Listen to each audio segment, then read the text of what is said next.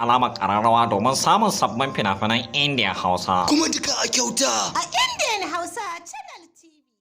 Masoya, gani da ku a kamfanin algaita don an tayo muku fashin baki a kan fim ɗin nan mai suna Kudan Kisa. Kudan Kisa shahararren kafce ne da kamfanin algaita studio masu barbaɗan fassara suka fassara muku shi. Kudan Kisa labari ne akan wani gawartaccen azzalumi mai raba tsakanin masoya biyu. Azzalimin ya yi iyayen shi don ya ga ta karɓi soyayyarsa, amma hakan ya ci tura, ya ga bata karɓi soyayyar tashi ba, ya yi kokari ya sheke mata masoyi don ya cimma burinsa na samun soyayyanta. Sai dai an yi ba a yi ba, ya yanka ta tashi, ya sheke shi ne don ya samu soyayyarta, amma hakan ya ci tura, bai samu soyayyanta cikin kwanciyar hankali ba.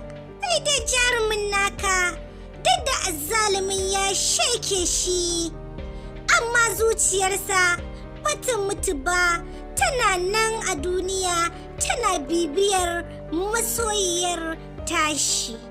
Bayan ɗan kwanaki da sheke jarumin, azzalumin yana tunanin ya ci bagas, sai gashi nan yana ta bibiyar yarinyar, yana so ya juya mata ra'ayinta don ta yi tunanin da babu gwara ba daɗi. Duk da jarumin naka ya zama shekakke, amma hakan bai sa zuciyarsa ta yi jinkiri ba.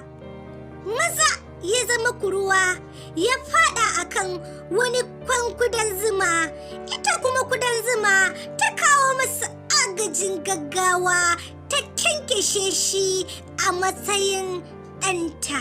Azzalimin yana tsaka da jin daɗinsa, kwatsam sai kudan zuma ya bayyana, ya addabi rayuwarsa, ya hana shi sakat a cikin duniyarsa.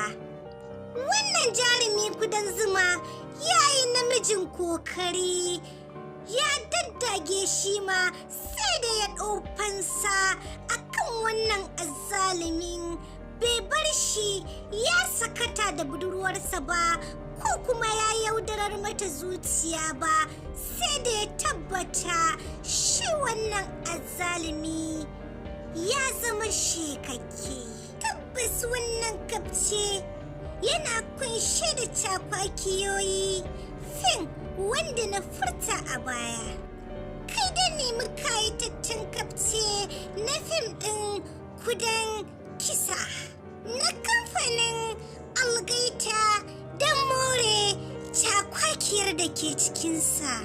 Kada ka manta, idan wannan shine zuwanka na farko zuwa wannan tasha tamu mai albarka mai suna Indian Hausa Channel TV.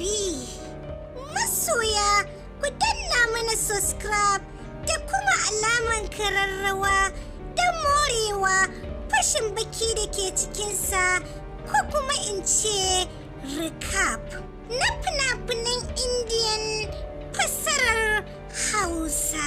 Kai dai kulla halaka da wannan channel tamu mai albarka don sanar da kai sabbin recap ɗinmu da zarar mun ɗaura.